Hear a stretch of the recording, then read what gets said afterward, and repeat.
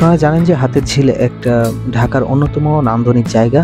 ঝিলে পানি এবং ঝিলের চারিদিকে গাছগাছালি, রাস্তা, সো মানুষের হাঁটাহাঁটি এবং বসে থেকে আরামায়েশ করে বাতাস খাওয়ার জন্য সুন্দর একটা জায়গা, যেটা ঢাকার ভিতরে আর কোথাও নেই।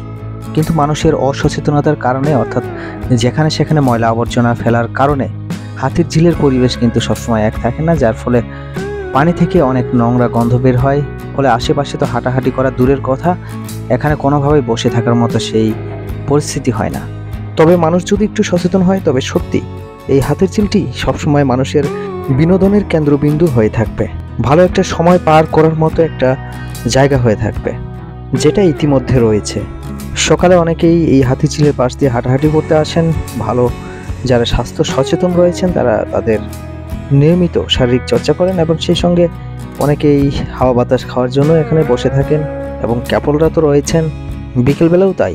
এমনকি রাত 11টা-12টা পর্যন্ত কিন্তু এখানে ভালো আড্ডা চলে। বন্ধুরা, আমি সেখানে গিয়েছিলাম ঈদের দ্বিতীয় দিন। আমার ফ্রেন্ড অনেকদিন থেকে বলছিল যে হাতের ঝিলে চলে আসার জন্য, সো অনেকদিন থেকে আসবো করে হচ্ছিল না, তাই ভাবলাম যে ঈদের পরের দিনটাকেই বেছে নেই। কেননা আমাদের মিরপুর থেকে এই রামপুরা অর্থাৎ এই হাতির ঝিলে আসতে বেশ সময় লাগে অন্যান্য দিনে, আর যেহেতু এটা ঈদের পরের দিন, সো রাস্তা ফাঁকা, তাই ভাবলাম যে আজকের দিনটাই সবচেয়ে বেটার হবে। তবে আকাশের অবস্থা একটু মেঘলা মেঘলা, যার কারণে আলোটা একটু কম মনে হচ্ছে। বাহ, এই জিনিসটা অনেক সুন্দর না?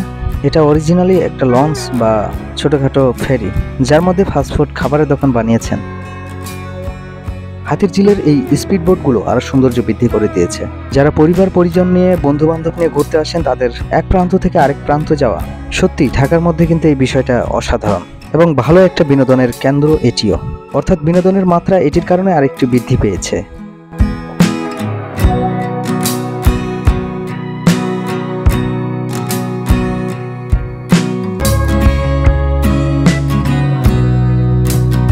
ঈদের দ্বিতীয় দিনের সন্ধ্যার একটু আগের পরিস্থিতি এটি, মোটামুটি লোকজন ছিল আর কি।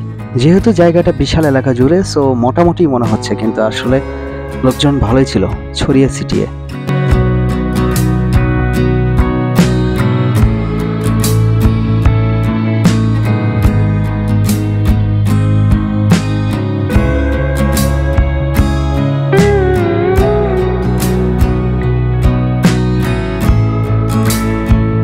হাতির ঝিলের পুরো অংশটাই সত্যি অনেক সুন্দর, রাস্তাঘাট থেকে শুরু করে প্রত্যেকটা জিনিসই। তবে মানুষ সচেতন হলে হাতির ঝিলটি আরো অনেক সুন্দর হয়ে উঠবে। দর্শক, কেমন লাগলো আজকের পর্ব সেটি অবশ্যই কমেন্টে জানিয়ে দিবেন। দেখা হচ্ছে পরবর্তীতে।